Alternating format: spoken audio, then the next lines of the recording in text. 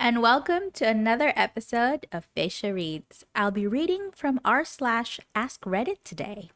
I have a few short stories for you guys, focusing on some strange and disturbing experiences. Get ready to be entertained. Let's get right to it. Night Shift Horror Stories. This didn't become a horror story until recently. As a teen, I used to close down the gas station I worked at alone. My boss used to pop up out of the shadows as I was closing down the till with the backup lights on. He'd be super calm and act like it wasn't creepy at 11 p.m. when he should be home with his family. He was even at my high school graduation. He and his wife's numbers are still in my phone. Anyhow, he is currently on trial for murdering a prostitute via stabbing her to death back in '94. Cold case potentially solved by DNA and modern science. When I was like 17 to 19, I used to close down a gas station alone too. It was right off a major highway. Looking back, I don't understand why they would allow that.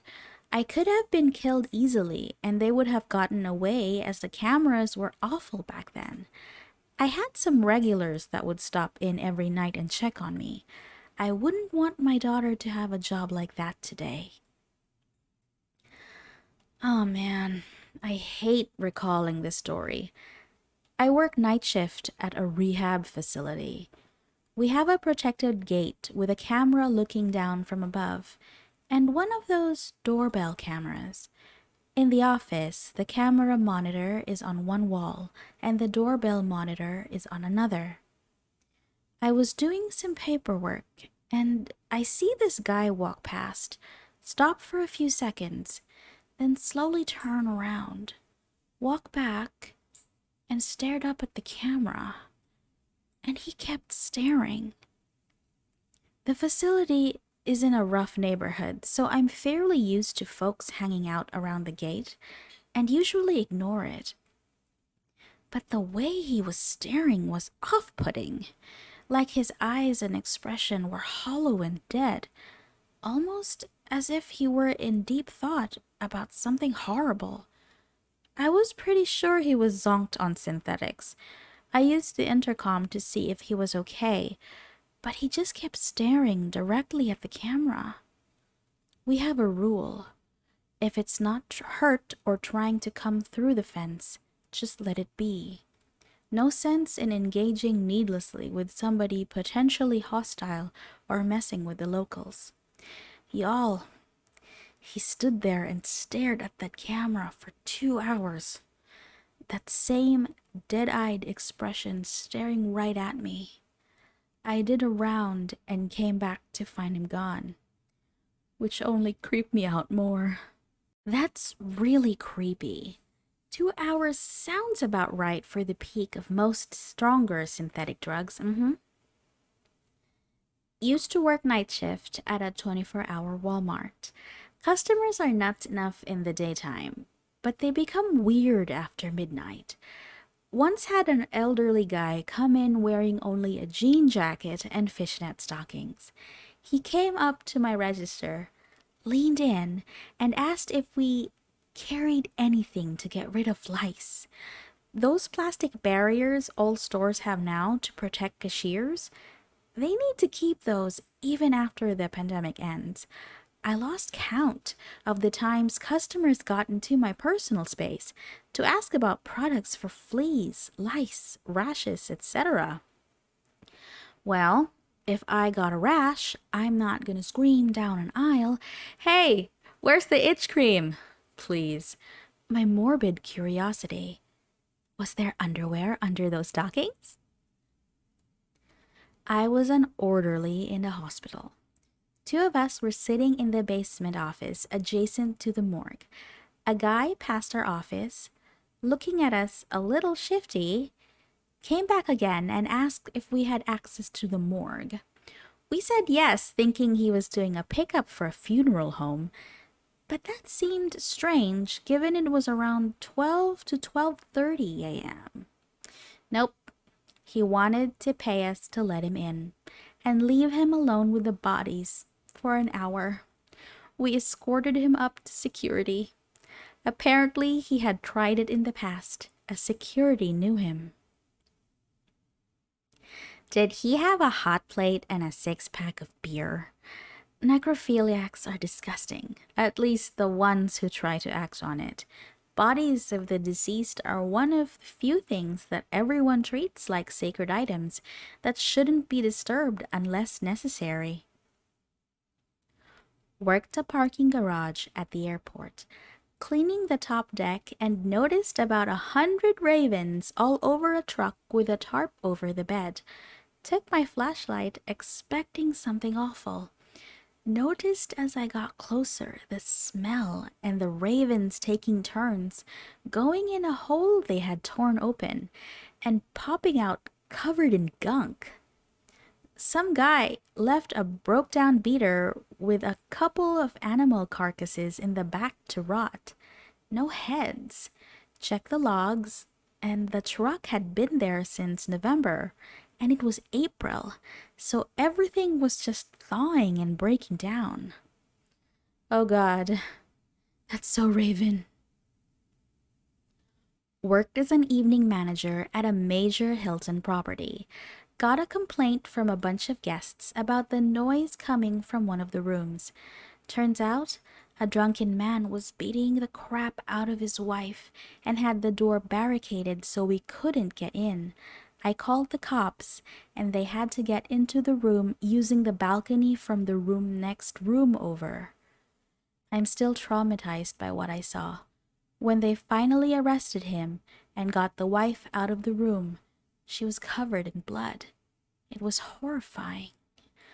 I was working in the restaurant/room service at a Hilton in college.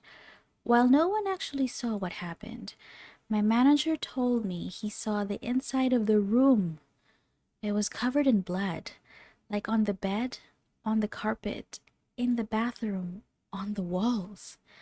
The guy told my manager his wife got a nosebleed. Saw all kinds of crazy crap working room service at the Hilton. I was walking through the simulation lab for nursing students at the hospital I work at on very little sleep. All the lights were off, and it was my first time working night shift. Turned a corner and saw what I thought was a person standing behind a lamp that was on. Turns out it was a mannequin holding the pull cord. Really freaked me out, and I was awake after that. Don't worry about it. If the mannequin had wanted to hurt you, you wouldn't have seen it first. That might sound crazy, but I know they're watching me. It was 3 a.m., popular Canadian coffee shop. There is one old baker in the back that rarely interacts with me, past a dirty joke or a dirtier ditty from his Navy days. Other than that, I'm alone. Not another soul around the area, and I expect it to remain so for at least an hour yet. I'm boxing up the day-olds for the homeless shelter when I swear I see something out of the corner of my eye. It's behind me. I turn, then look down. There's a small child standing there. A little toddler with a faux hawk staring at me intensely. I'm struck dumb with how absurd the situation is. How did he get behind the counter? I didn't hear the door open or see him come through the counter. I scanned the storefront. No one. I yell for the baker in case he has a friend or something visiting that lost their kid. He comes over and, like me, does a double take at the kid and is baffled. Kid starts muttering incoherently. I get him a glass of water and a donut hole, and the baker runs out of the store to do a perimeter of the block. I call the non-emergency line and explain I have a little kid with no parents. I can't get any information from the boy, just mumbles I can't make out. Police arrive. Baker comes back, says that he can't find anyone else in the streets. The guy from the 24/7 corner store said he'll keep an eye out. Police try to speak to the kid and also get nothing but mutterings and half-hearted gestures. They take him away. I see them again for their morning coffee. They told me the little guy walked several kilometers from the nearest reservation in the dead of night to my store. He had gotten into his parents' medicine cabinet and just walked out of the house. I'm floored. It must have taken that poor baby hours to get to me. Seeing him behind me like that in the dead of the night still shakes me, spooked me more than the guy that threw a pot of coffee at me, the woman that tried to stab me with a plastic spoon because I refused to give her a metal one, and the dude that waited around for 4 hours, hoping to catch me alone so he could teach me a lesson since I didn't have the flavor of bagel he wanted. Worked at a liquor store for a few years. One of the homeless guys, probably late 50s, that stood outside would ask for money. 9 times out of 10, if they said no, he'd flash them his old, wrinkly, crusty package. I had to chase him off every night so people didn't have to suffer that sight. Annoyingly, people who saw me chasing him off or threatening to call the cops often gave me dirty looks, like as if I hated homeless people or treat them like trash, when in actuality, I was saving them from that which you cannot unsee. Everybody is a homeless activist until they get cornered by Mr. Stinky jerking his turkey on the sidewalk. I understand that people get upset about hostile architecture and whatnot, but I also get upset about having to walk around piles of actual human feces when I'm just trying to leave for work. That's it for today's session. I can't stand creepy things happening to me, especially at night. What about you guys? If you'd like to share a similar story, please don't hesitate to comment down below. Thanks for tuning in. And if you want to hear more, please like and subscribe to our videos. I'll see you soon. Bye!